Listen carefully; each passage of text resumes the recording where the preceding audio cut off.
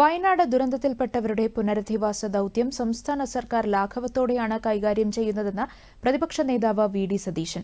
കോഴിക്കോട് മാധ്യമപ്രവർത്തകരോട് സംസാരിക്കുകയായിരുന്നു അദ്ദേഹം. വയനാട് കളക്ടറേറ്റിലേക്ക് യൂത്ത് കോൺഗ്രസ് പ്രവർത്തകർ നടത്തിയ മാർച്ചിനെതിരായ പോലീസ് നടപടി പ്രതിഷേധാർഹമാണെന്നും വി.ഡി. സതീശൻ പറഞ്ഞു. കേന്ദ്ര സംസ്ഥാന സർക്കാരുകൾ വയനാട് ദുരന്തത്തിൽ പണം തരാതെയും നടപടികൾ എടുക്കാതെയും സ്വീകരിക്കുന്നതിനെതിരായിട്ടാണ് യൂത്ത് കോൺഗ്രസിന്റെ സമാധാനപരമായൊരു പ്രകടനം കളക്ടറേറ്റിലേക്ക് നടന്നത്. പക്ഷെ പോലീസ് അവരെ ക്രൂരമായി മർദ്ദിച്ചൊതുക്കാൻ ശ്രമിക്കുകയാണ് ഉണ്ടായത്. ഈ പോലീസ് മർദ്ദനത്തിൽ അതിശക്തമായ പ്രതിഷേധം ഞാൻ അറിയിക്കുകയാണ്. അവിടെയുള്ള പ്രശ്നങ്ങൾക്കാണ് പരിഹാരം ഉണ്ടാക്കേണ്ടത്. കേന്ദ്ര ഗവൺമെന്റ് പണം തരുന്നില്ല, സംസ്ഥാന ഗവൺമെന്റ് കിട്ടുന്ന പണം ചെലവാക്കുന്നില്ല, കിട്ടിയ പണം ചെലവാക്കുന്നില്ല. എത്ര മാസങ്ങൾ കടന്നുപോയി. അവിടെ വീടുകൾ നൽകാൻ തയ്യാറായി. ഞങ്ങളെല്ലാം മുന്നോട്ട് വന്നു.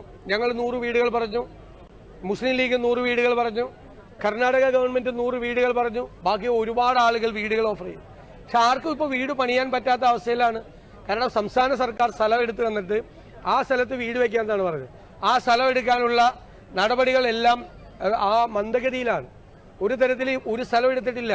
ഇത്രയും ആളുകളെ പുനരധിവസിപ്പിക്കേണ്ട ഗൗരവമായ ഒരു ദൗത്യം എത്ര ലാഘവത്തോടു കൂടിയാണ് സർക്കാർ കൈകാര്യം ചെയ്യുന്നത്.